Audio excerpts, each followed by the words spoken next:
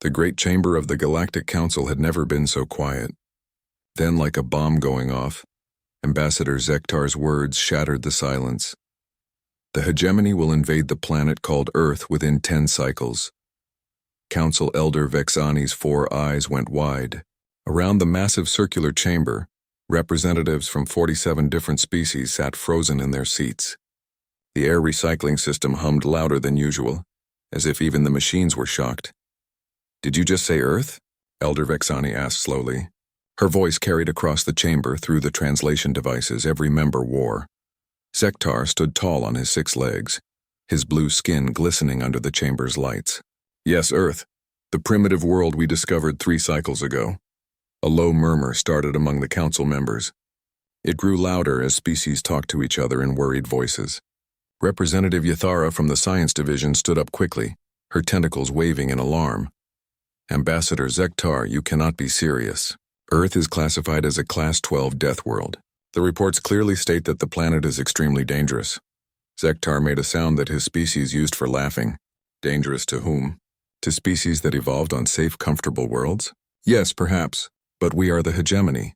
We have conquered 67 star systems. One primitive planet with backward technology will not stop us." Elder Vexani's tail twitched, which meant she was very worried.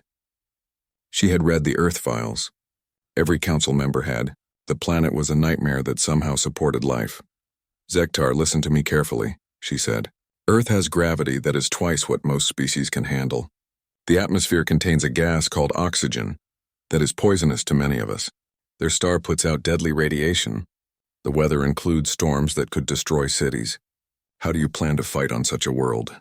"With ships," Zektar replied simply. "We will attack from space. The humans cannot reach us there." Representative Koldash from the Warrior Caste world stood up. His massive frame made the platform creak. "You underestimate them because they have not reached the stars yet. But any species that survives on that world has to be incredibly tough." "Tough?" Zektar's voice was full of disbelief. "They are primitives. They still use chemical explosives as weapons. They have not even learned to travel faster than light. They cannot be a threat to modern military forces." Dr. Yathara pulled up a hologram in the center of the chamber. It showed a human male standing upright on 2 legs. The image rotated slowly so everyone could see. "This is a typical human," she said. "Notice the forward-facing eyes. That means they evolved as hunters. The muscle density is 3 times higher than the galactic average. Their bones are designed to handle impacts that would shatter most species. So they are strong," Zektar said with another laugh. "Strength means nothing against plasma weapons and force shields." "It is not just strength," Dr. Yathara continued. She touched her control pad and the image changed. Now it showed the inside of a human body. "Look at their biology. They heal from wounds faster than almost any known species. They can function with injuries that would kill most of us. Their brains produce chemicals that let them ignore pain and think clearly under extreme stress." The chamber grew quiet again as representatives studied the hologram. Many of them were shifting uncomfortably in their seats. Elder Vexani spoke again. "What troubles me most is their behavior. The cultural reports are disturbing." She activated her own display. Images of humans appeared, showing them doing various activities. They participate in something called sports, where they intentionally injure each other for entertainment. They have events where they throw themselves from great heights using only fabric to slow their fall. They create fictional stories designed to frighten themselves. They seek out danger for fun, added Representative Morgan from the Psychology Division. "This is not normal behavior for intelligent species. Most civilizations try to eliminate risk and danger. Humans actively look for it." Zektar waved one of his arms dismissively. "Primitive behavior from a primitive species.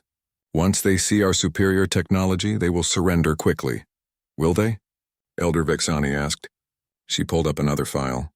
"According to our long-range observations, humans have been fighting wars continuously for their entire recorded history. Not occasional conflicts like most species experience, but constant warfare. They have weapons designed specifically to kill other humans." The hologram now showed human military equipment. Guns, tanks, aircraft, ships designed for battle. The council members stared at the display with growing unease. "Look at this carefully," Elder Vexani said. "These are not tools for hunting animals or defending against natural disasters. These are weapons made to fight other humans. They have spent thousands of years learning how to kill members of their own species more efficiently. Dr. Yathura nodded. The psychological profiles are equally concerning. Humans show pack loyalty that extends beyond family groups. They will fight to the death for abstract concepts like honor and freedom. They do not surrender easily, even when defeat is certain. Nonsense, Zektar said, but his voice sounded less confident than before. No species fights to the death against superior forces. It is not logical. Representative Koldash laughed, a deep rumbling sound. Logic? You think evolution on a death world follows logic? These humans did not choose their planet. They adapted to it, and any species that adapts to a world where everything tries to kill them learns to be very, very dangerous. The chamber fell silent as this sank in. Finally, Council Elder Vexani spoke again. Zektar, I strongly advise against this invasion. We should make peaceful contact first. Learn more about them. Understand what we are dealing with. The decision is made, Zektar replied firmly. The Hegemony Council has voted. Our fleets are already preparing. In 10 cycles, Earth will belong to us. He turned and walked toward the exit, his footsteps echoing in the quiet chamber. Before leaving, he paused and looked back. You worry too much about primitives who fight with metal projectiles and chemical explosives. Our energy weapons will make quick work of them. You will see. After he left, the chamber remained silent for a long time. Finally, Elder Vexani spoke to the remaining council members. I have a very bad feeling about this. We should prepare for the worst possible outcome. What could be worse than the hegemony conquering another world? Asked Representative Morgan. Elder Vexani's tail twitched again as she looked at the human images still floating in the hologram. The hegemony losing to humans. If a species that dangerous ever gets access to our technology. She did not finish the sentence. She did not need to. The council members looked at each other with growing dread. They all understood what she meant. A species of Death World predators with access to galactic technology would change everything. Should we warn the humans? Dr. Yathura asked quietly. Elder Vexani shook her head sadly. Interference in military conflicts is forbidden by council law. All we can do is watch and hope that Zektar is right about quick victory. But as the council members filed out of the chamber, none of them believed that hope was realistic. They had seen too much evidence that humans were unlike any species the galaxy had encountered before. In 10 cycles, they would learn just how different humans really were. The emergency session began 5 cycles after Zektar left with his fleet. Elder Vexani looked around the chamber at the worried faces of her fellow council members. Everyone who could attend was there, even representatives from the far outer systems. We are here because new information about humans has come to light, she announced. Dr. Yathura has been studying the classified files. What she discovered is troubling. Dr. Yathura moved to the center of the chamber, her tentacles nervous as they handled her data pad. Honored council members, I must share information that was previously restricted to Level 9 security clearance. She activated the holographic display. A 3-dimensional image of a human appeared, but this time it was different. The image showed the human's internal systems in detail. What you are seeing is the complete biological analysis of the human species, she said. When we first studied them, we focused on basic physical capabilities. We did not look deep enough. The hologram zoomed in on the human circulatory system. Red lines showed blood flowing through the body at high speed. Human blood carries oxygen much more efficiently than ours. But that is not the remarkable part. Watch what happens when they are injured. The image showed a wound appearing on the human's arm. Immediately, the blood flow changed. Special cells rushed to the injury site and began repairing the damage at an incredible rate. They heal from cuts and bruises in days, not weeks. Broken bones repair themselves in months. Some humans have survived injuries that would instantly kill most species. Representative Cordon from the Military Analysis Division shifted in his seat. How is that possible? Evolution, Dr. Yathura replied simply. On most worlds, serious injury means death. So species evolve to avoid injury. But on Earth, injury is constant. Humans evolved to survive it instead. She changed the image to show the human brain. Bright areas lit up in different colors. This is even more concerning. The human brain produces chemicals called hormones that change their behavior under stress. Watch. The brain image changed as she simulated a dangerous situation. Suddenly, the bright areas became much more active. This is adrenaline, she explained. When humans face danger, Their bodies automatically become stronger, faster, and more focused. Pain becomes less important. Fear becomes less controlling. They literally become better at fighting when they are most threatened. The chamber was completely silent. Every representative was staring at the display. There is more, Dr. Yathara continued. Humans also produce something called endorphins.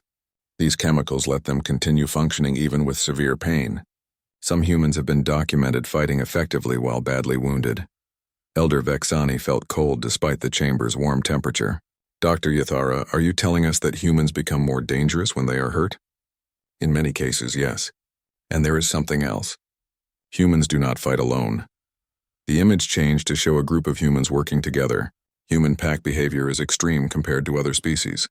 They will risk their own lives to save other humans, even strangers. They coordinate attacks with incredible precision. Most importantly, they share knowledge instantly. Representative Morgan leaned forward. What do you mean by sharing knowledge? Watch this simulation based on observed human behavior. The hologram showed a group of human soldiers encountering a new weapon. Within minutes, they had figured out how it worked. By the end of the day, they had built copies and improvements. Humans learn from each other at remarkable speed. If one human discovers something useful, soon all humans in the area know it. They adapt to new situations faster than any species we have studied. This cannot be accurate, said Representative Feldtalk from the Engineering Guild. No species adapts technology that quickly. Dr. Yathara pulled up another file. These are historical records from human databases we intercepted. Look at their technological progress. A timeline appeared showing human advancement over centuries. The speed was shocking. In just a few hundred years, humans had gone from simple tools to complex machines. They went from powered flight to space travel in less than 70 years, Dr. Yathara said. Most species take thousands of years for such advancement. How? Elder Vexani asked. Competition and war, Dr. Yathara replied. Humans have been fighting each other constantly. This forces rapid innovation. They create new weapons, new defenses, new strategies continuously. They never stop improving their ability to fight. She brought up images of human military equipment through their history. Swords became guns, guns became missiles, simple aircraft became advanced fighters. Look at their current weapons, she said. They have nuclear explosives that can destroy entire cities, chemical weapons that kill through the air, biological weapons that spread like diseases. They have created ways to kill that most species never imagine. Representative Koldash stood up slowly. His warrior training made him understand the implications better than most. Dr. Yathara, you are describing a species that has spent its entire existence learning how to be more deadly. Is that correct? Yes, and they are very good at it. The chamber erupted in worried conversations. Representatives talked quickly to each other in dozens of languages. The translation devices could barely keep up. Elder Vexani called for quiet. Dr. Yathara, there is something I must ask. You have studied their entertainment, correct? Yes, and it is deeply disturbing. Humans create fictional stories about war, violence, and survival for pleasure. They watch competitions where individuals fight each other until one cannot continue. They play games that simulate combat and strategic warfare. They practice fighting for fun, Representative Morgan said quietly. Worse than that, Dr. Yathara continued. They study historical battles and analyze what went wrong. They learn from defeats and victories equally. Human children play games that teach basic military tactics. She showed images of human children playing with toy soldiers in strategy games. From a young age, humans learn to think like warriors. It is not just their biology that makes them dangerous. It is their entire culture. The chamber fell silent again as everyone absorbed this information. Finally, Elder Vexani spoke. What about their recent communications? Have we learned anything from monitoring their broadcasts? Dr. Yathara nodded grimly. We have been intercepting their entertainment signals. The content is educational. The display showed scenes from human movies and television, battles, explosions, heroes fighting against impossible odds. Humans create stories where small groups defeat much larger forces through cleverness and determination. They celebrate victories against superior enemies. They admire characters who never surrender. They are preparing themselves mentally for exactly the situation they now face, Representative Koldash observed. Yes. And there is one more thing. We detected increased military activity on Earth after our long-range scans. Somehow they know something is coming. Elder Vexani felt her worst fears becoming reality. Are you saying they are preparing for invasion? They appear to be mobilizing their entire military. All of their armed forces are moving to high alert status. They are building new weapons and fortifying their cities. The implications sank in slowly. The humans were not going to be surprised. They were getting ready to fight. We should contact the hegemony fleet immediately, said Representative Furnock. Warn them about what they are facing. Elder Vexani shook her head sadly. Military communications are encrypted. We have no way to reach them until they arrive at Earth. Then we can only wait and see what happens, Dr. Yathara said. But everyone in the chamber knew what was going to happen. The hegemony was about to attack a planet full of warriors who had spent their entire evolutionary history learning how to fight and survive. The galaxy was about to change forever. The Council Chamber's emergency monitoring system activated as the first signals arrived from Earth. Elder Vexani watched the communication display with growing dread as data streamed in from long range. Sensors, Fleet Commander Zektar is opening communications with the human homeworld, announced the system operator. Transmitting surrender demands now. The translation came through clearly. Primitive inhabitants of Earth, you are now subjects of the hegemony. Surrender immediately and prepare for occupation. Resistance will be met with overwhelming force. Every council member leaned forward to hear the human response. It came faster than expected in clear galactic standard language. This is Earth Defense Command to unknown hostile fleet. We reject your demands. If you want our world, come and take it. The silence in the council chamber was complete. Dr. Ythera's tentacles went rigid with shock. They learned our language. In just 3 cycles, they learned to speak galactic standard. That is impossible, whispered Representative Morgan. It takes most species years to master galactic standard. Elder Vexani studied the communication logs. They have been intercepting our transmissions. Somehow they decoded our language from radio signals alone. The next transmission from Fleet Commander Zektar sounded angry. You do not understand your situation, humans. We have superior technology and overwhelming numbers. This is your final warning. The human response chilled everyone listening. We understand perfectly. You are invaders who threatened our home. We have been preparing for this moment our entire history.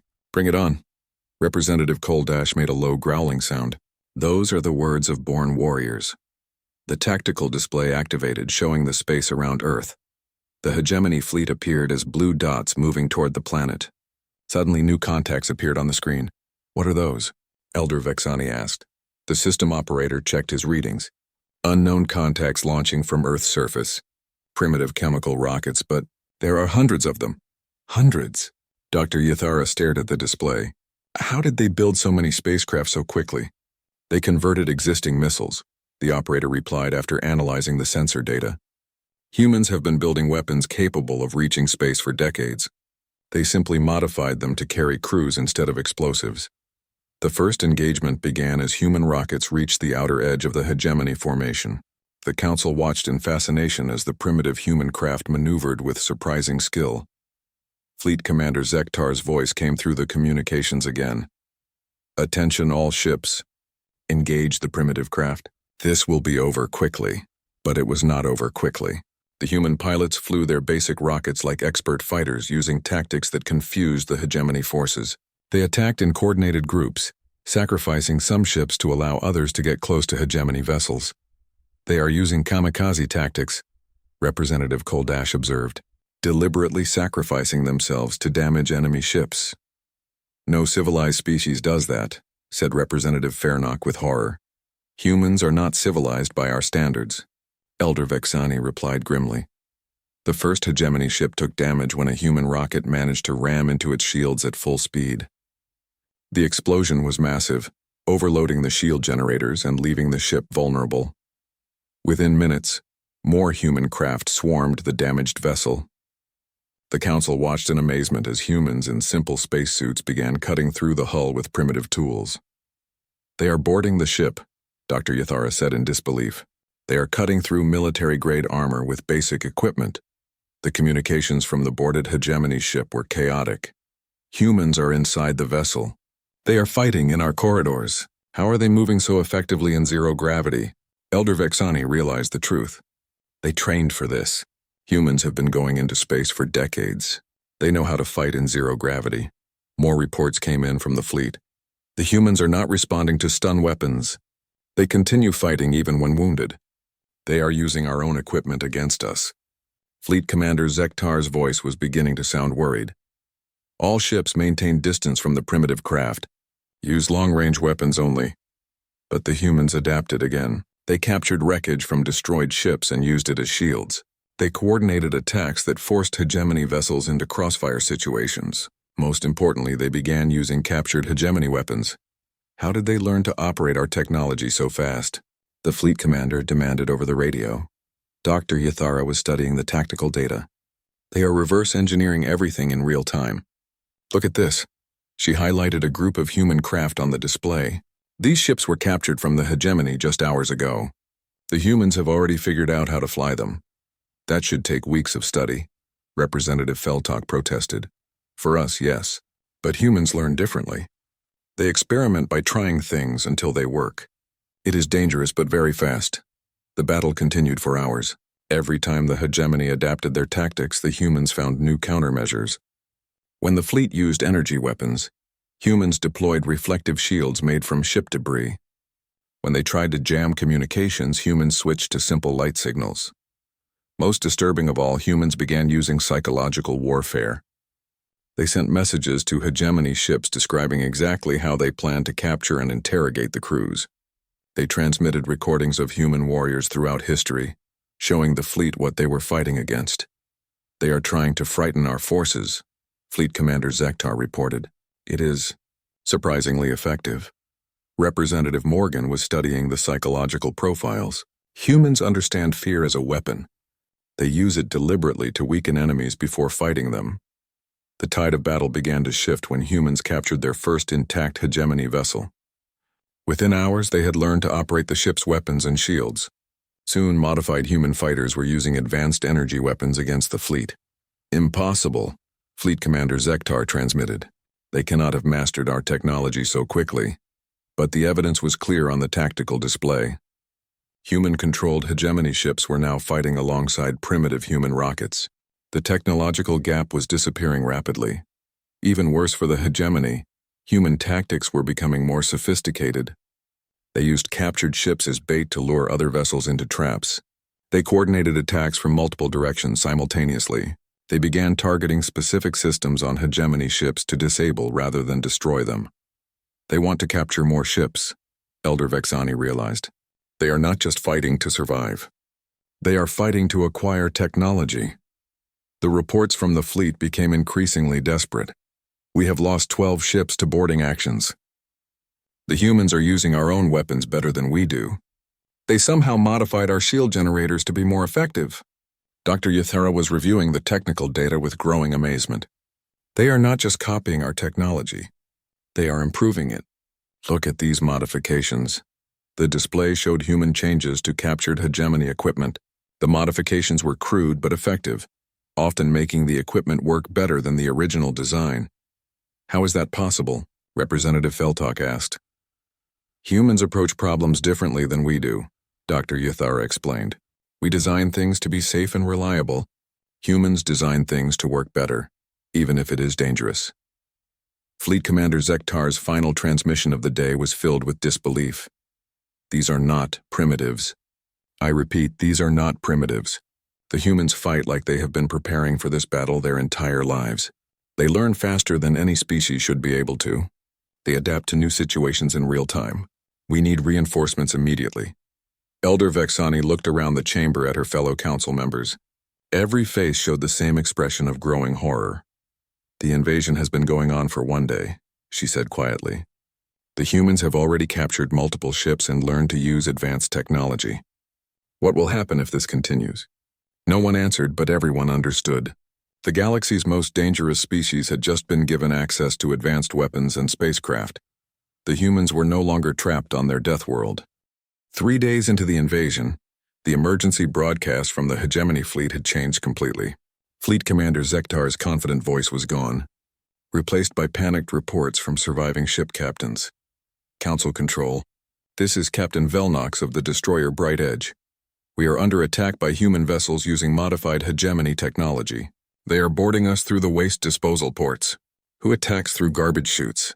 Elder Vexani listened to the chaos with growing alarm. The tactical display showed the space around Earth, but now it was mostly red dots representing human-controlled ships. The blue dots of the original hegemony fleet were disappearing one by one. Dr. Yathara was frantically updating her analysis. The humans are not just capturing ships anymore. They are hunting them systematically. What do you mean hunting? Representative Morgan asked. Watch the movement patterns. Dr. Yathara highlighted several groups of ships on the display. The humans are using pack tactics. Small groups work together to isolate individual hegemony vessels, then swarm them from multiple directions. Another transmission crackled through. This is the cargo hauler Deep Current. Humans are cutting through our hull in 3 places simultaneously. They are using some kind of explosive charges to breach our armor. How do they know exactly where our weak points are? Representative Feltok studied the technical data. They are analyzing the ship designs while they fight. Every capture teaches them more about hegemony construction. Elder Vexani felt cold dread settling in her stomach. They are learning our weaknesses faster than we can adapt. The next report was even more disturbing. Council control. This is Captain Mortak of the Endless Sky. The humans are not trying to destroy us anymore. They want us alive. They are using non-lethal weapons to disable our crew, then taking control of our ships intact. Why would they want live prisoners? Representative Koldash asked. Dr. Yathara's tentacles curled with anxiety. Information. They want to learn everything about our technology, our tactics, our society. They are interrogating captured crew members. A new voice came through the communications, speaking perfect galactic standard but with a human accent. Attention, hegemony vessels. This is Admiral Chen of the Earth Defense Force. We are willing to accept your surrender. Crews who surrender will be treated according to galactic conventions for prisoners of war. The council chamber erupted in shocked murmurs. Representative Morgan spoke for everyone. They have an admiral? How did they establish a military command structure so quickly? Humans have been preparing for large-scale warfare their entire history, Elder Vexani replied. They already had the organization. They just adapted it to space combat. Fleet Commander Zektar's voice returned, sounding exhausted and desperate. This is Fleet Commander Zektar to all remaining hegemony forces. Do not engage human vessels in close combat. Repeat, do not allow them to board your ships. They fight like demons in confined spaces.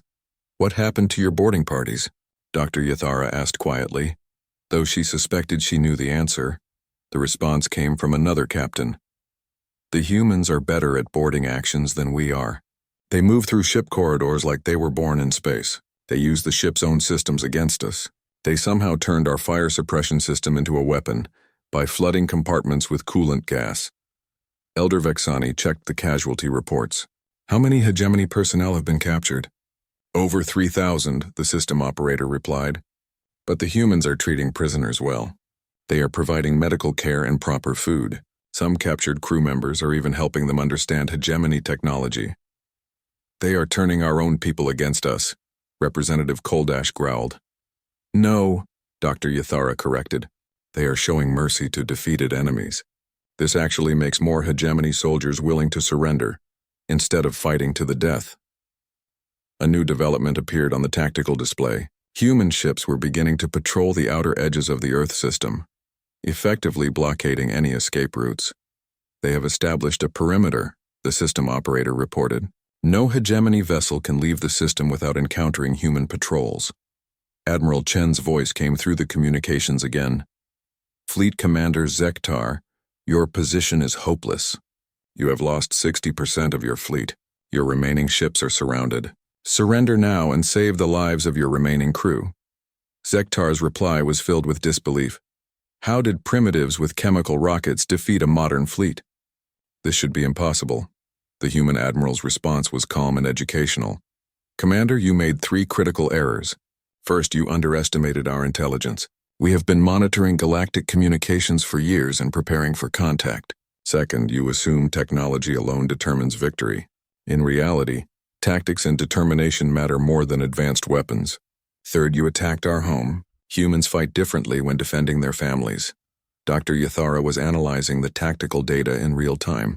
The humans are demonstrating capabilities that should not exist. Look at this coordinated attack. The display showed 20 human ships moving in perfect formation to surround a hegemony cruiser. Each ship had a specific role in the attack, and they executed the plan flawlessly. That level of coordination requires months of practice, Representative Koldash observed. Or natural instinct, Elder Vexani replied grimly. Humans evolved as pack hunters. They coordinate attacks instinctively. More reports came in from the battlefield. The humans are using psychological warfare again. They are broadcasting recordings of human history, showing us their wars and battles. They want us to know we are fighting a species that has never stopped fighting. They are broadcasting human music during attacks, another captain reported. Loud, aggressive music that somehow makes them fight more effectively while making us nervous. Admiral Chen's voice cut through the chatter. All human forces, prepare for Operation Homecoming. We are about to demonstrate why you should never attack Earth. Elder Vexani felt her worst fears about to be realized. What is Operation Homecoming? They found out quickly. Every human ship in the system began moving toward the remaining hegemony fleet simultaneously. But they were not attacking. They were herding the enemy ships into a specific area of space. They are creating a trap, Dr. Yathara realized. They want the entire remaining fleet in one location. Fleet Commander Zektar apparently realized this too. All ships scatter. Do not let them force us together. But it was too late. The humans had been planning this maneuver for hours. Hegemony ships found themselves surrounded no matter which direction they tried to move. Escape routes were blocked by human vessels that appeared to know exactly where the enemy would try to run. How are they predicting our movements so accurately? Zektar demanded. Admiral Chen answered personally. Commander, your species follows logical patterns. You always choose the safest, most efficient course of action. Humans learned long ago that predictable enemies are defeated enemies. The final stage of the operation began as human ships closed in from all directions. But instead of attacking, they simply waited. The remaining hegemony fleet was completely surrounded with nowhere to run. This is your final chance, Admiral Chen announced. Surrender now, or we will demonstrate why humans have survived on a death world for millions of years. Fleet Commander Zektar's voice was broken when he finally responded. Earth Defense Force, this is Fleet Commander Zektar. The hegemony fleet surrenders. The council chamber was silent as the implications sank in. A primitive species using captured technology had defeated one of the galaxy's most powerful military forces. Elder Vexani spoke quietly. They did not just win a battle. They captured an entire invasion fleet, thousands of prisoners, dozens of advanced ships, complete technological databases. What will they do with all that knowledge? Representative Morgan asked. Dr. Yithara was already calculating the possibilities. In human hands, they will reverse engineer everything. Improve everything. Within months, they will have technology equal to ours. Within years, they will have technology better than ours. The most terrifying realization came from Representative Koldash. They now have faster-than-light ships. They are no longer trapped on Earth. Everyone in the chamber understood what that meant. Humanity had just graduated from an isolated death world species to a spacefaring civilization with advanced technology and a proven ability to defeat galactic military forces. The hunters had become the hunted, and the galaxy would never be the same. 7 days after the complete surrender of the hegemony fleet, the Galactic Council received a transmission that changed everything. The message came from the edge of their own solar system, broadcast on all emergency frequencies in perfect galactic standard. Greetings, Galactic Council. This is Admiral Chen of the Earth Defense Force. We request permission to approach your station for diplomatic discussions. Elder Vexani stared at the communication display in shock. They are here. Humans are in our space. The tactical officer confirmed what everyone feared. Long-range sensors detect 5 vessels approaching our position. Design appears to be modified hegemony technology, but with significant human improvements. Dr. Yathara's tentacles were rigid with anxiety. 5 ships? They crossed interstellar space in less than a week. That should be impossible. Not impossible, Representative Feltok said grimly. Improved. They have already enhanced hegemony faster-than-light technology. Elder Vexani activated the emergency council session alert. Representatives who had gone home rushed back to the chamber. Those too far away connected through holographic links. Everyone understood the significance of this moment. Council members, she announced when everyone was present. Humanity has arrived. They are requesting diplomatic contact. We must decide how to respond. Representative Morgan was studying the sensor data. Their ships show no hostile intent. They are maintaining safe distances and following all standard approach protocols. Of course they are, Representative Koldash growled. They are not stupid. They know we are frightened of them. They want to appear reasonable. Admiral Chen's voice came through the communications again. Council Station, we understand this is unexpected. We are willing to wait at the edge of your system while you discuss our request. We do not wish to appear threatening. The choice of words was carefully diplomatic, but the message was clear. Humans were being polite, but they were also demonstrating that they could reach any system in the galaxy whenever they wanted. Elder Vexani opened the council floor for discussion. Representative after representative stood to speak, and the fear in their voices was obvious. We should refuse contact, said Representative Furnock. These humans are clearly dangerous. We should not allow them near our station. And then what? Asked Dr. Yathara. They have faster-than-light ships and advanced weapons. If they wanted to attack us, we could not stop them. Representative Koldash stood slowly. Fellow council members, we must face reality. Humans defeated the hegemony fleet in less than a week. They captured advanced technology and improved it. They crossed interstellar space faster than should be possible. Whether we like it or not, they are now a major power in the galaxy. But they are still primitives, Representative Fairnock protested. No, Elder Vexani said firmly. They were never primitives. We made the mistake of judging them by their technology instead of their capabilities. Now they have both technology and capabilities.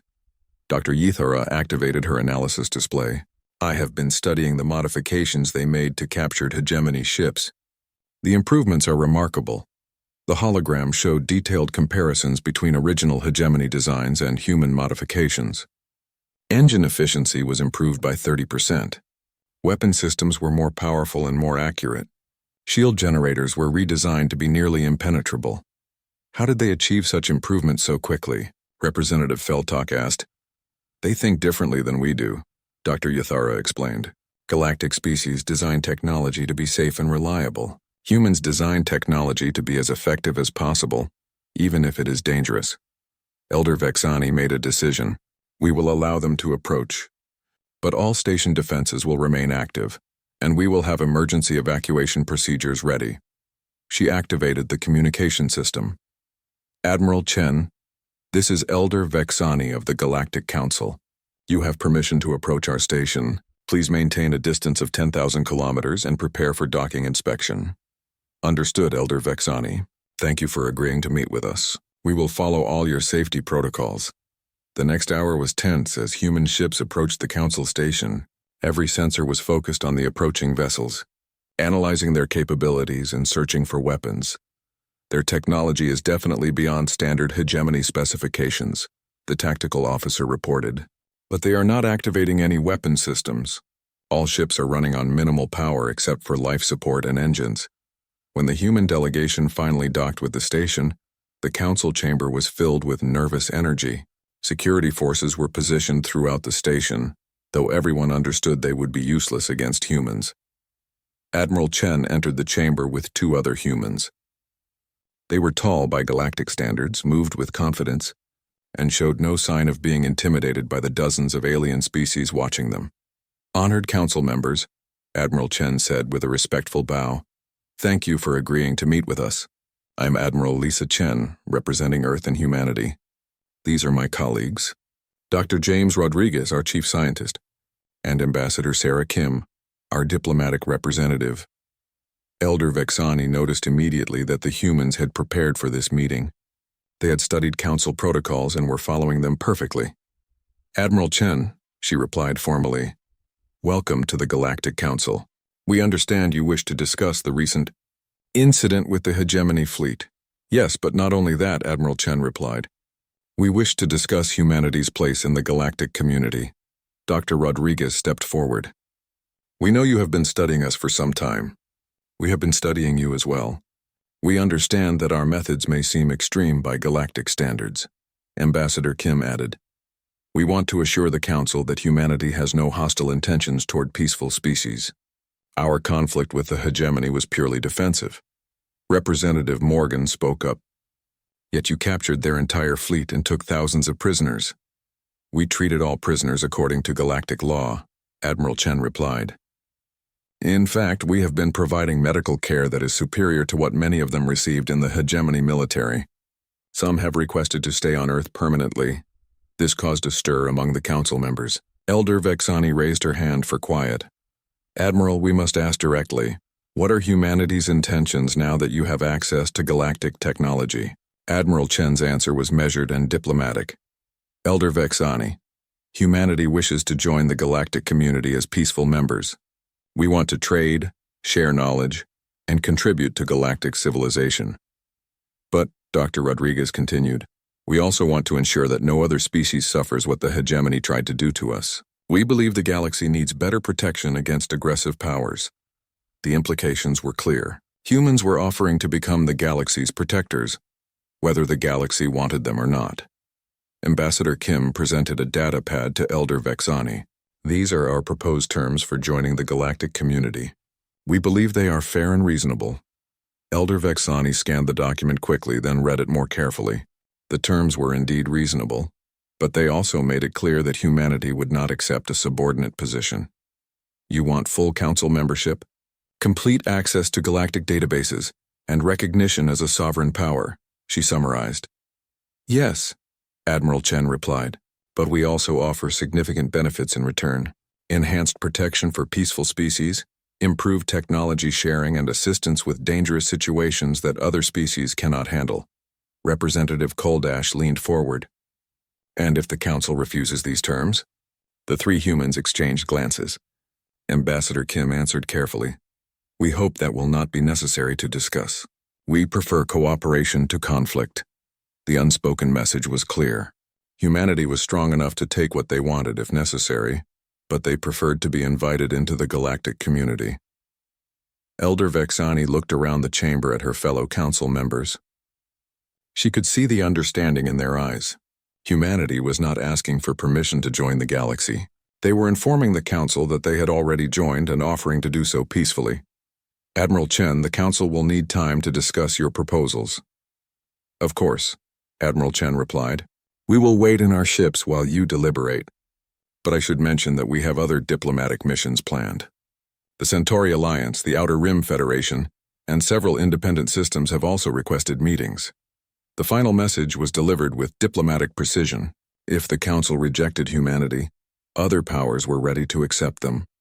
Humans would become a galactic power with or without council approval. After the human delegation left, the chamber was silent for a long time. Finally, Elder Vexani spoke. Fellow council members, we have a choice. We can accept humanity as partners in the galactic community, or we can watch as they reshape that community without us. Dr. Yathara was studying the human proposals. Their terms are actually quite generous. They are offering more than they are asking for. Because they can afford to be generous, Representative Koldash said. They are negotiating from a position of strength. The vote was unanimous. Humanity would be welcomed into the Galactic Council as full members. The alternative was too frightening to consider. As Elder Vexani prepared to transmit the Council's acceptance,